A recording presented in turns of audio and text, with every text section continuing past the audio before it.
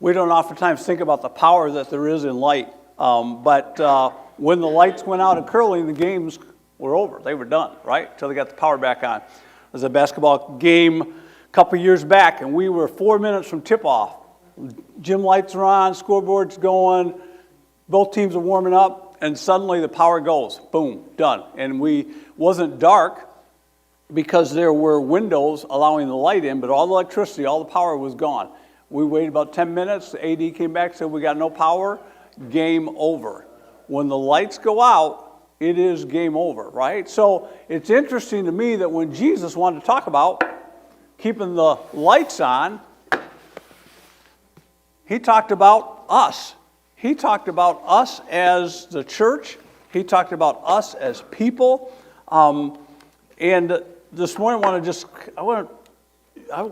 just have been intrigued with why Jesus used the illustration of salt and light to talk about the influence that you and I can make. How much salt does it take to make influence on food? How much do I have to sprinkle? Is that too much? Is that a lot? That's your fries? You think that's a lot? Don't worry, it vacuums. It's not a big deal, right? Doesn't take much, does it? A little bit of salt makes a huge difference. How much light does it take to chase away darkness? Need a floodlight? Need just a little bit of light? How many of you have night lights in your house? They illuminate the whole room? What do they do? They just allow you to see a little bit there on the floor, right? Isn't it interesting to me that when Jesus said, hey, I want to talk to you people in the church about what it's like to have influence, what it's like to make a difference in your culture, what it's like to make a difference in your world. He doesn't talk about floodlights. He's not talking about taking a salt shaker and dumping it on things. He's talking about just using a little bit, and that little bit can make a world of difference. And so I forgot, I don't have my clicker. I have my indicator. Ryan's going to help with that, hopefully. I think we underestimate, thanks, Ryan. I think we underestimate what it is that the difference that we can make in the lives of people. Any country western fans here? Shabuzi?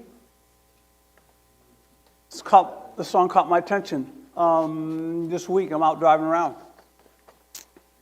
Man, what a hell of a year it's been. Keep on bluffing, but I just can't win. Drown my sorrows, but they learned to swim. Man, what a hell of a year it's been. Head in the bottle, but my heart in the case. Yeah, it's getting harder to act my age. Play a sad song on a tiny violin for the man at the bar confessing his sins. I need some good news. I'm sitting here sipping on cold truth. Nobody knows what I'm going through. Bet the devil wouldn't walk in my shoes. Wish someone had told me living this life would be lonely. Trying to get away from the old me. Still singing these blues. And all I really need is a little good news. Love keeps knocking, but I just stay home. I ain't picking no flowers from the seeds that I've sown. They say it gets darker when you're covering them doors. Still looking for the right at the end of my wrongs, at the end of my wrongs. He says, I need some good news. I'm sitting here sipping on cold truth. Nobody knows what I'm going through. I bet the devil wouldn't walk in my shoes. And he just repeats this. I wish someone would have told me living this life would be lonely. All I really need is a little good news. All I really need is a little good news. I need some good news. I wish someone had told me. He answered, all I really need is a little good news.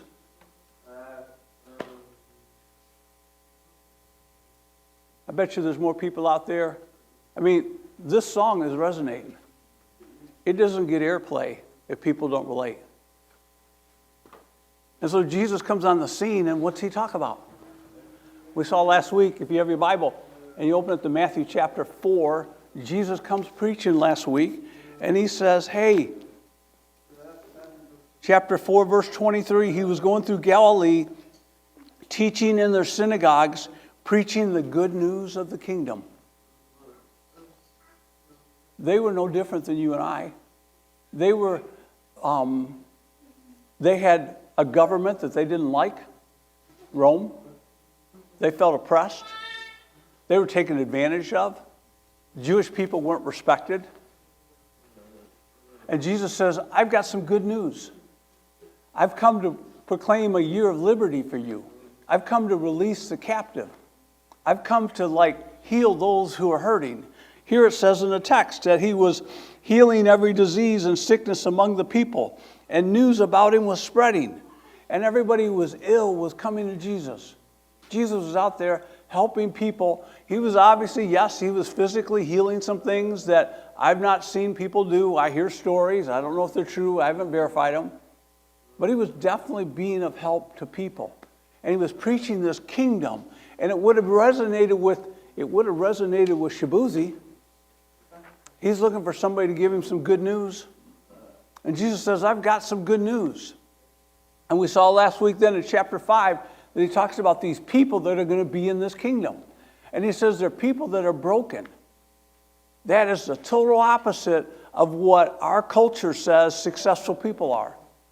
We're proud, we're arrogant, we're powerful. It's about the money. It's about telling people what to do. It's about having power. And Jesus says, blessed are the poor in spirit, for theirs is the kingdom of heaven.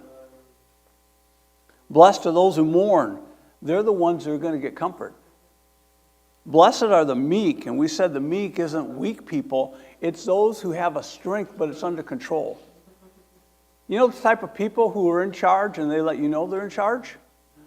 That's not meek people. That's somebody out to prove themselves. Jesus said, blessed are the ones who hunger and thirst for righteousness. They have a passion. There's a drive in them, but it's to see the right things happening. You're not just going along. As I'm fond of saying, any dead fish can flow downstream. It takes nothing to flow with the crowd, friends. Any dead person can do that. To swim upstream, to take a stand for righteousness, is going to call for a spine.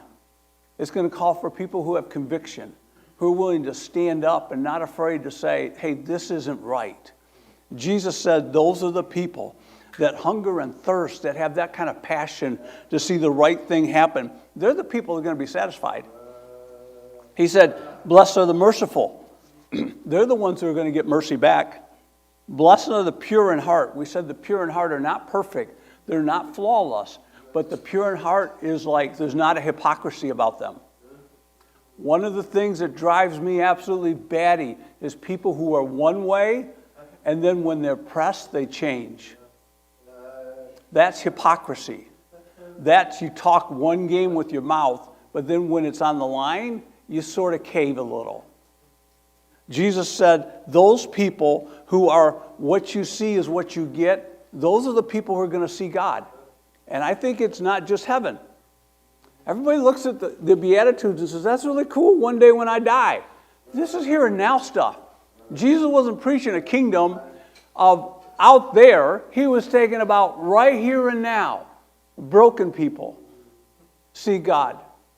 People with integrity see God. People who care about others see God. Blessed are the peacemakers, for they will be called the sons of God.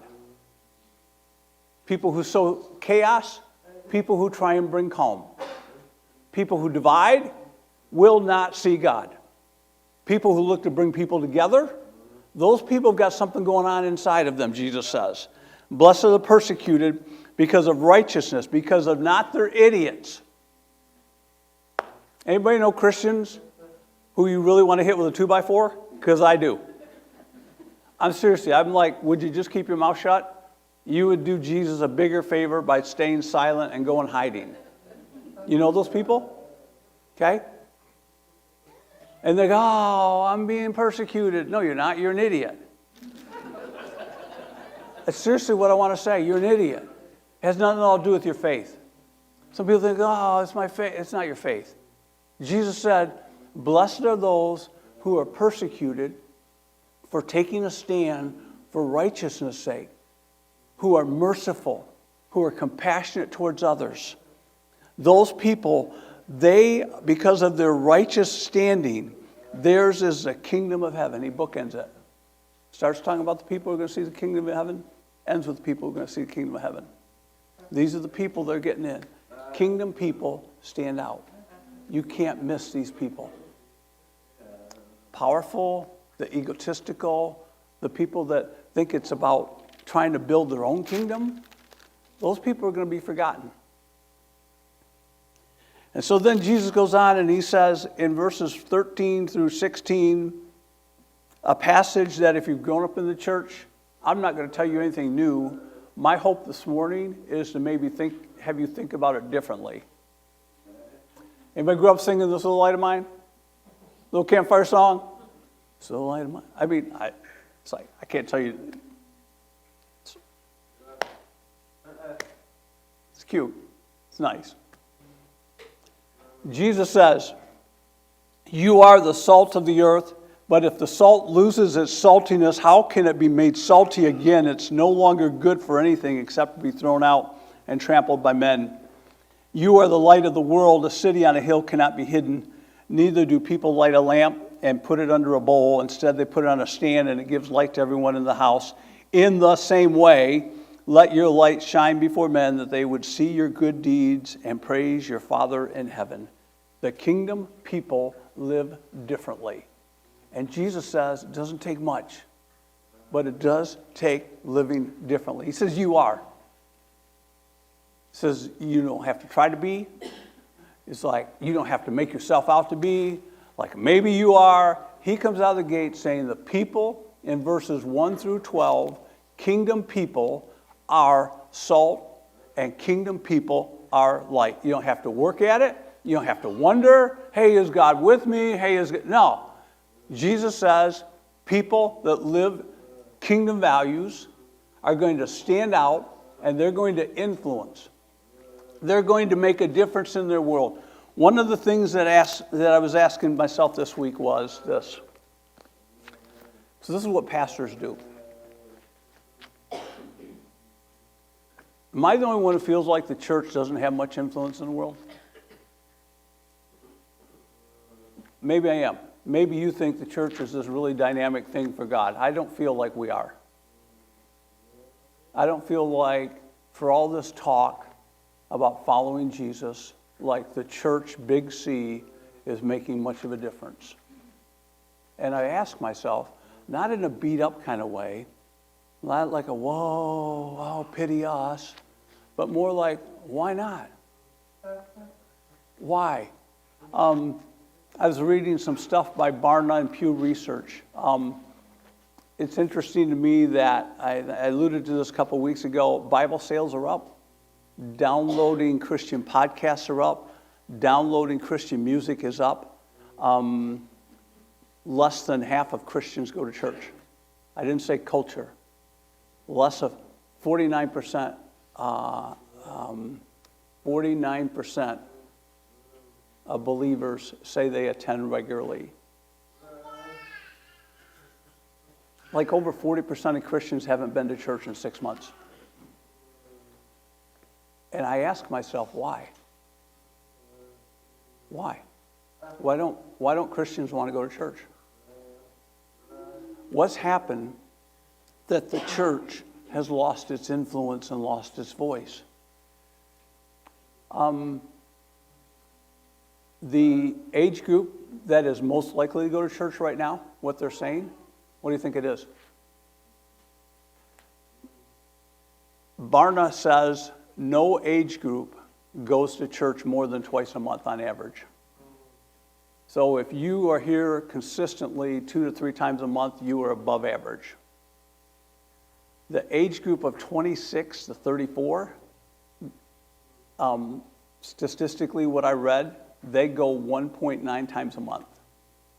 And then it goes down from there. 1.8, 1.7. This poll I read said that most older Christians, 60 to 65, those who have been with Jesus a long, long time, 25% of them do not go to church at all. And I ask myself, why? There's a rise in men going to church these days. They've found that men in general are going back to church more than women. which is interesting because all through culture, largely it's been women who drive those things and not men. And they're sort of peeling back the onion layers, like why are men coming to church? And one of the interesting things they're finding out is not that it's necessarily like embrace Jesus, but there really is in the big C in some churches, it's like, men, you need to get control of your women. Men, you've been pushed around too much. Men, you've been wussified. You're not manly enough. You need to come back and just be a strong man. That's what Jesus wants. He wants strong men, and it's just not happening. And that message has resonated with some males. Conversely, women, their church attendance is dropping. And they've been asking, why is that? Because again, women have led the surge in going to church. Why are less women coming to church? And a couple of things that they're finding out is, one, the whole scandals and hypocrisy in the church has had a huge effect on people. I've felt it here at Stonebridge. I've heard it here, and Patty will tell you, it is tearing my soul, the hypocrisy that I see in those who name the name of Jesus, and then the things that we see. See, it doesn't square with kingdom people. I didn't set it up, Jesus did. But what we've done in the church is we've tried to say righteousness equates power. And if I have the power, I can make you righteous. I can change culture with power, right? Except, any of you remember the moral majority in the 90s? How do we do with that?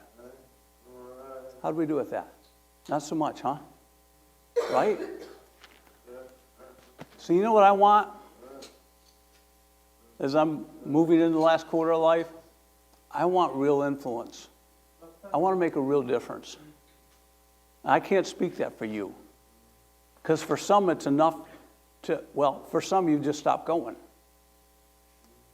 For some, it's like it's okay just to go and that's all I really want for my faith. But Jesus said, kingdom people think differently. He said, you are the salt of the earth. Salt was a valuable commodity in Jesus' day. Some soldiers were paid in salt. We don't use the expression, but I've heard it, that it's been said of people, would have been said of them, you're worth your salt. It simply means that there was something of you that was of value. Your character was of value. Jesus said, you are the salt of the earth. What does salt do? Think out loud with me. What does salt do? Salt does a couple things, as I kind of found out. It adds flavor. Whatever this touches, your French fries, your potato chips, it adds, it excites, it brings the flavor of the thing out. Okay? Doesn't take much to do that. The other thing that salt would have done in their day was they packed their meat in salt. Salt would have, it wouldn't have stopped decay, but as I say there, it would have slowed it down. It would have meant that your food would have, that's why we have refrigeration today. They didn't have it then, right? So they used salt to keep things from rotting. Okay. I was thinking about this with what does this look like if I'm to be a person, why did Jesus say you were the salt? How do I bring flavor to things? Because that's kind of odd to me, right? Here's one way that I could ask you to think about. When you're in a situation, can you be a person that brings some joy and hope instead of creating drama? Can you be a person that when you're present there in your business meeting, in your family situation, on your team, wherever you're working, you're the voice of optimism and hope?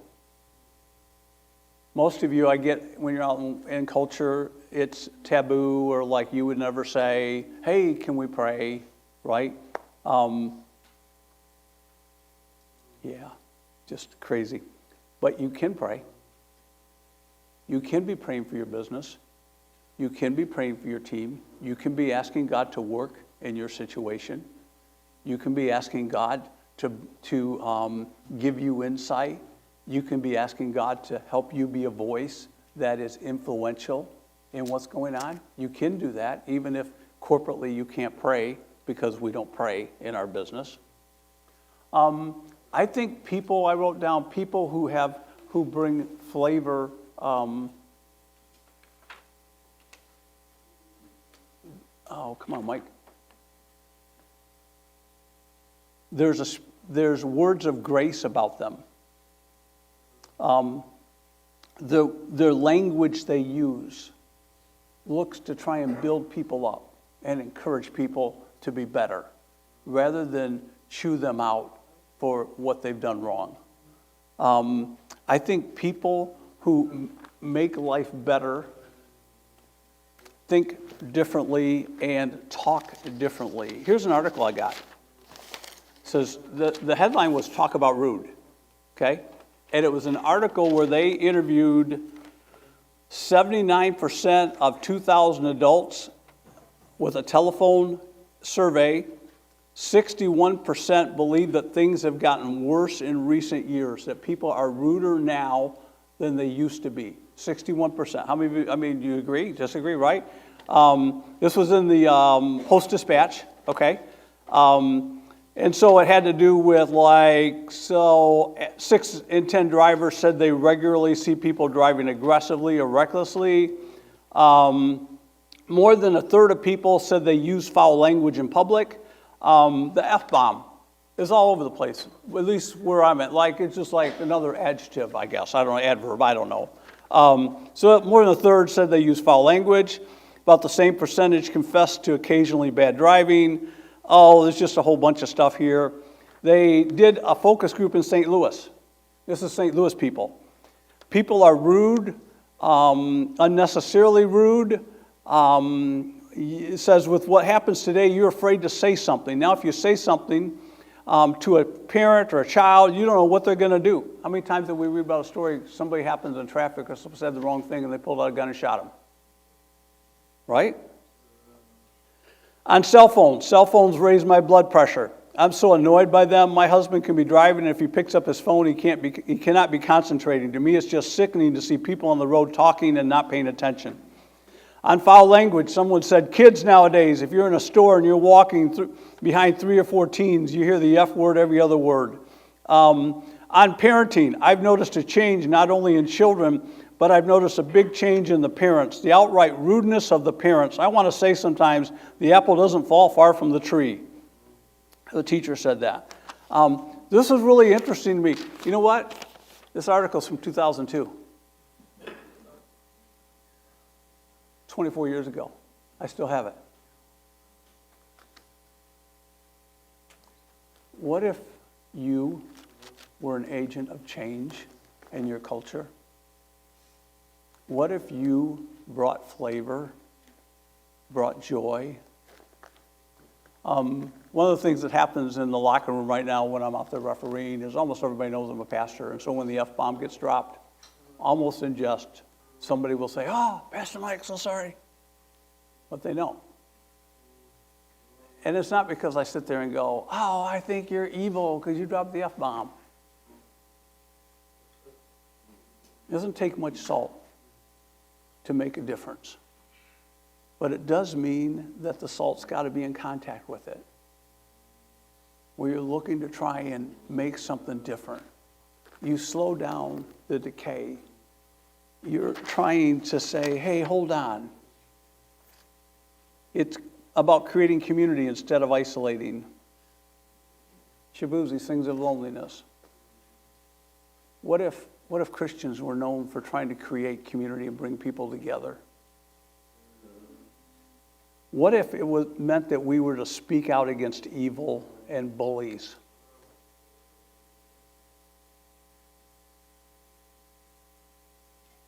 What if it meant you actually had to give voice to saying that's wrong?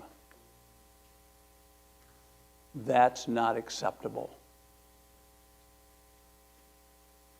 I get it. It's not easy, especially to stand up to bullies. But there's a lot of bullies in our world. I thought it was humorous. I was on a basketball court yesterday at Webster Groves for the girls' tournament. Cardinal Ritter Prep has on the back of their warm-up shirt, "Bullies will be bullied." I just thought it was interesting that the girls' high school team, on the back of their shirt they warm up with, as a reminder as they're out there doing layups, bullies will be bullied. In other words, we're not going to back down to bullies. Of all the things they could say, they picked that phrase. And I feel like we in the church, like we grow silent to bullies. We don't want to stand up to it because we're afraid. What? Afraid of what? That you'll be bullied? That they'll turn on you? And I promise you, if you give voice to that, if you let that just kind of, then you will be. You think you're trying to be non-confrontational, it's going to get you at some point. A long time ago, my son's a freshman soccer player at the Christian high school. I'll name it, because that's where he was. And we got wind that as part of the initiation rite, that for the incoming freshman soccer players, when they went away to the soccer tournament, they cut their hair. The older kids would take the younger kids and they would forcibly cut their hair. And I got word of it. That came to me. I thought, man, what do I do? I mean, we've all been initiated, right? I bet some of you in here have, right? Didn't die from it, right? It's not wrong, is it? I don't know, is it? Have any of you ever been made to do something against your will? How'd it make you feel? Powerless? So I'm thinking of my own son, and I can't correct the whole world, but I went into the AD, and I said, here's just the deal. Here's what I'm saying. I said, I'm a pastor of a local church in this community. This is a Christian school. Here's what I believe has been happening. If anything happens to my son on this trip under your care, I will be back. You're not going to do that to my son.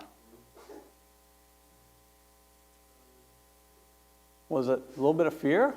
Absolutely. Was it worth it protecting my son? I'll do that any day, every day. I think that's what it means. I think there's a rot in our world, in our culture, and the church has lost its voice because we're fearful. And so we don't say wrong is wrong. We try and figure out a way to acquiesce and spin it so that it's right. And the church has lost its influence because we're not willing to stand up for what's right. And so people outside the church look and say, well, look, you guys, just what do you got to say? Nothing. There was a story of Taylor. Anybody hear Taylor University? North of Indianapolis by about an hour and a half, Christian University. I read the story of, his name was Sam. Sam was coming from somewhere in Africa, and it was a few years back. He was one of the first students coming from Africa. Sam's on campus. He's getting a tour by the campus president of the facilities and all, and the question came up with where Sam would stay, like where would he be housed, right? So he's showing him some dorms and stuff. The president is showing Sam some dorms. And she said to Sam, he said, hey, what do you think? Where would you like to stay? And you know what Sam said? Sam said, give me the room nobody else wants. Give me the room no one else wants. And what if more people in the church were willing to say, give me the room nobody else wants? Give me the parking spot no one else wants. Give me the ministry no one else wants. What if that was what we were made of because we're kingdom people? Because Christ has done something in us. Give me what no one else wants. I'm telling you, I want to be that person. Jesus then goes on and he says, all right, but not only you're salt, but you're light. How much light does it take to push away darkness? How much do you need? You don't need much, do you? I mean, this little bitty candle, if this room was dark, would give you enough to be at least to be able to see, to take some steps, right? Jesus says, you are the light of the world. Anybody fly at night? One of the coolest things when you fly at night is coming into a city and you can see it from a long ways off. It just glows, right? It's not like one big spotlight. It's all a bunch of little bit of lights glowing. And the city glows. What if Stonebridge was a light that was just glowing? Not because we're all so cool and we're all so spotlights, but individually we're all little bitty lights, just lit for Jesus to use. You are he says here, you are the light, like you're like a city that can't be hidden. You're like, you don't put this and cover it in a bowl in your house. You let it shine so that others can see. What if that's what we were meant to be? What if, in addition to making life better, as I say here, that we're just to light the way. Light helps people see. You get that, right? Light pushes back against darkness. In what way? Ephesians 5. Make a note of here. This is where I want you to see what I think light does in a very tangible way. Paul now picks up the same thing, and he says, you were once darkness, but now you are light in the Lord. Live as children of the light. Let your life be like children who are of the light. For the fruit of light, okay, fruit, benefit.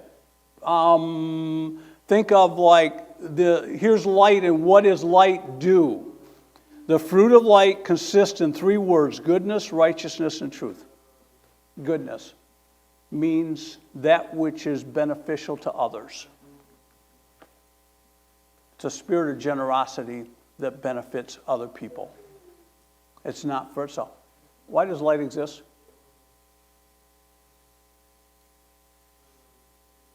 So the light can talk to light and go, hey, man, you look really cool. Lights all get together. Like, hey, man. Light exists for the benefit of other people, not for itself. What if your life was meant to be a blessing to other people?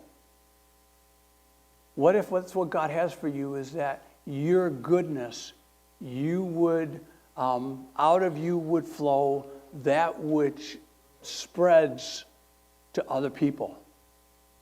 That which is righteous. What is righteous? It's the word for integrity. It's to be right with man and to be right with God.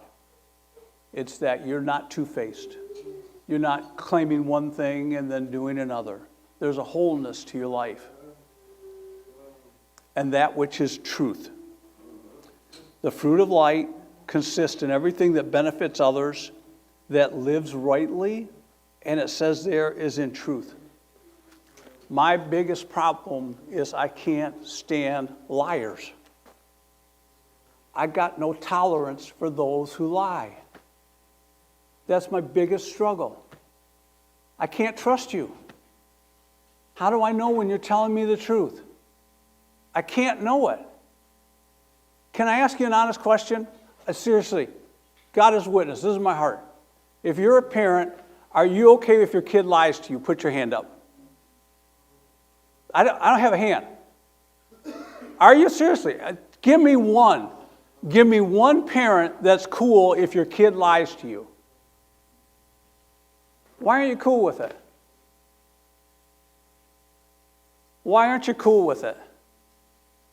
You know why. Why do we accept it from other adults?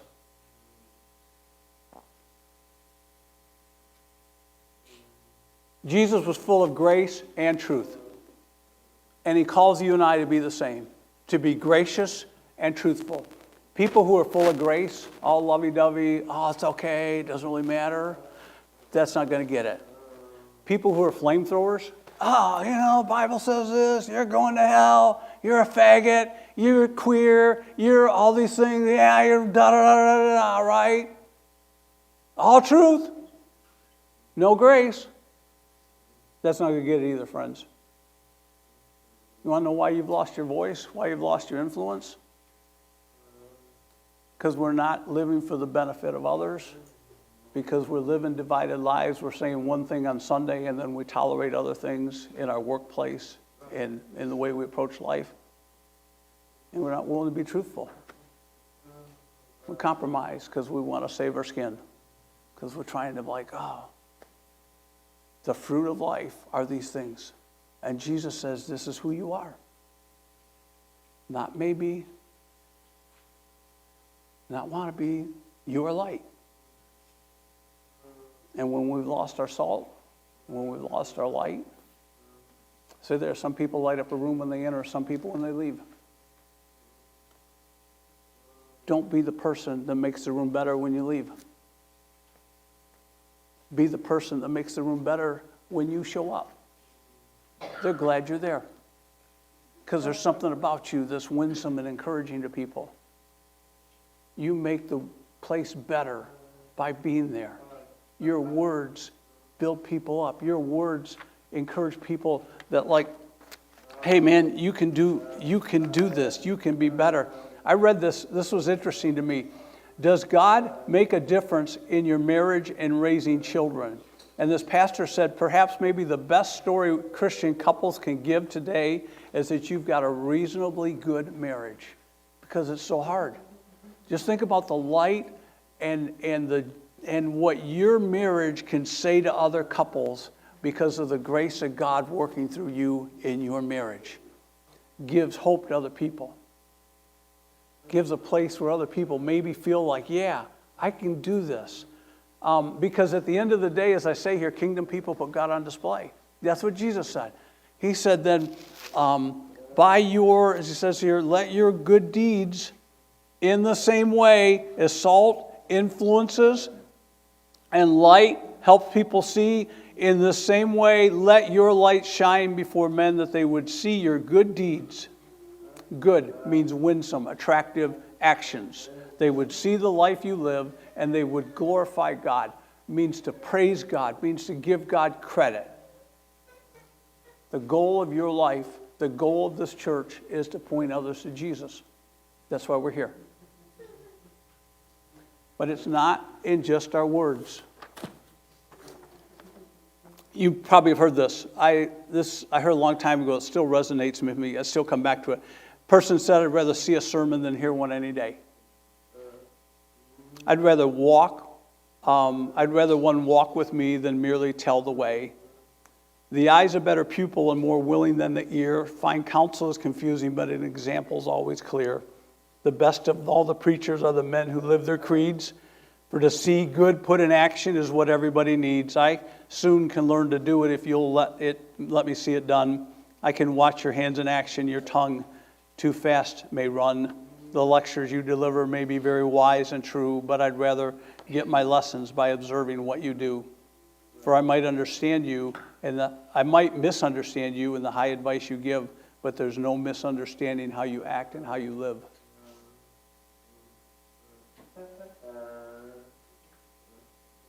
It's going to be the greatest determination of how your kids turn out.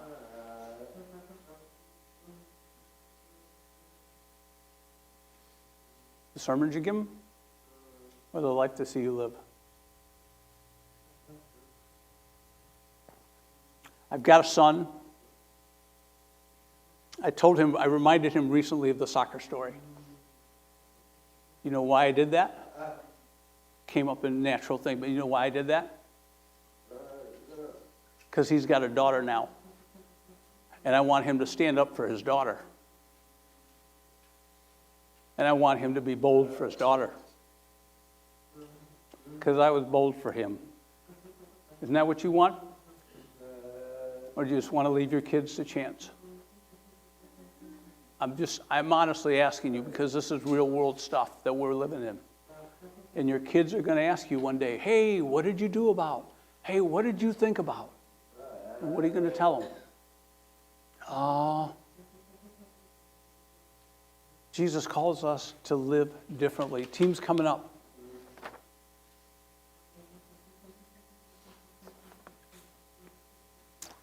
You know the thing about candles? It's fake. It's no wax, it's fake. So you're going to have to use your sanctified imagination with me, okay? If this were a real candle, and this candle were to light another candle, what does this candle lose?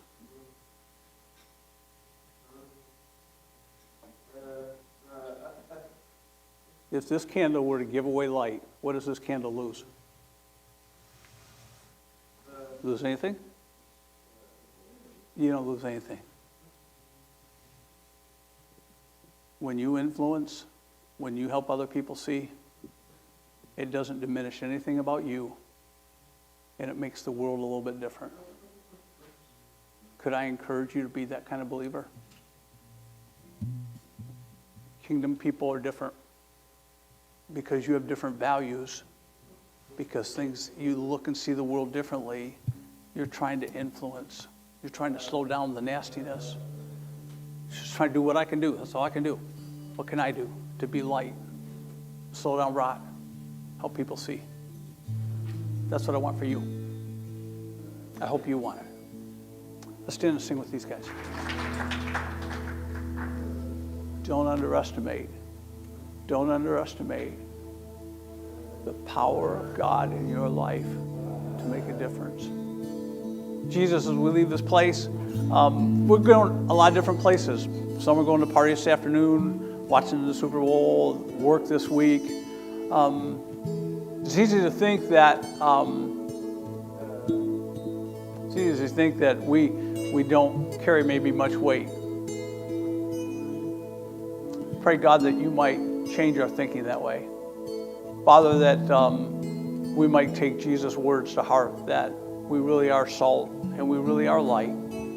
Don't have to work it up, don't have to try to be, don't have to wonder if. Father, may our church be a place that is adds flavor to Darden Prairie, St. Peter's, Lake St. Louis. May we not be a spotlight on people, but Father, may we really be a light that helps people see you. We just sang that we would live for the glory of the risen King. May that be true in us this week as we're out and about. And we ask it, Father, in the name of your Son, our Savior. Amen. God bless you as you go. Have a good week. We'll see you soon.